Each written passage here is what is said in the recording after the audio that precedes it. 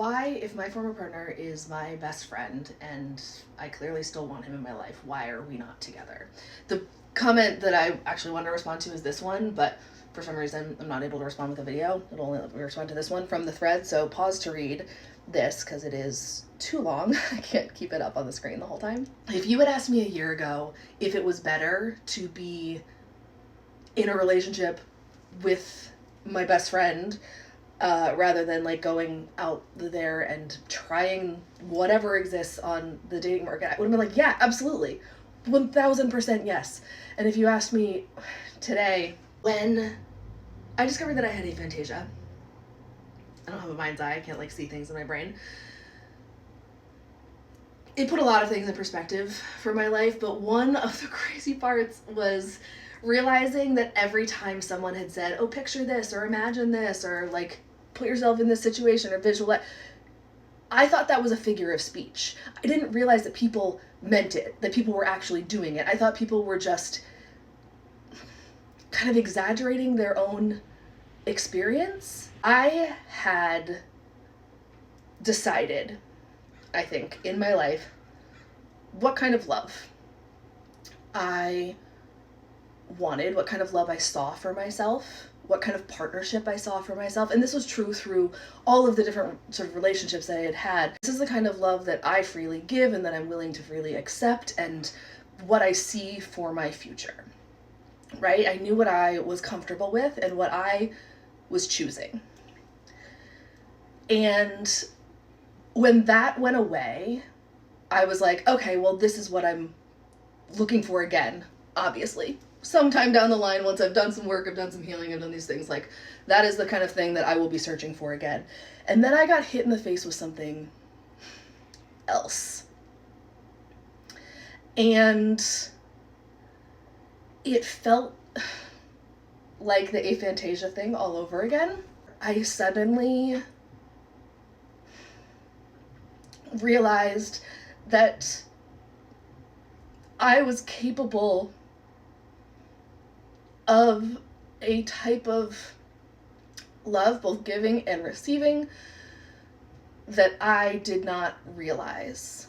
I didn't know I had the capacity. I didn't know that that was real. I mean, anywhere, but especially not for me. The same way that I thought people were using a figure of speech when they talked about picturing something in their brain. I thought that the way that some people talk about love, I thought that the way that some people write poetry and songs and make art about love was just their own exaggerated experience of it. And the unfortunate thing about realizing that that exists, I'm trying to choose my words very carefully here because I want to be very clear that I don't regret anything. And I didn't know what I didn't know. You know when something breaks and you go to glue it back together, but the glue takes up space, so it's like slightly larger, like ever so slightly larger than it was before, like in its initial state. I feel like that's what happened with my heart. Like it was set, it was formed, and then it broke. And then putting it back together, it created space for something else.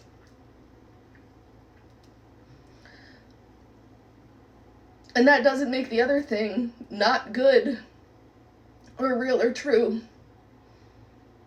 but it just means that something else can also be. And I just didn't know that that was possible for me, and I don't think that it was before.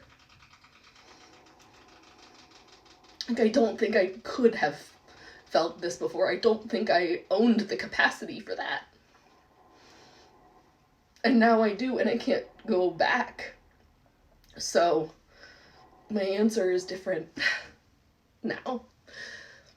But we all have different hearts, and we all make our own choices in this life. So, like, what's right for me isn't necessarily right for you, and every relationship is different, and that's why it's so hard to give blanket advice, because we don't fucking know, and we're all just doing the best we can with the information available. We hope.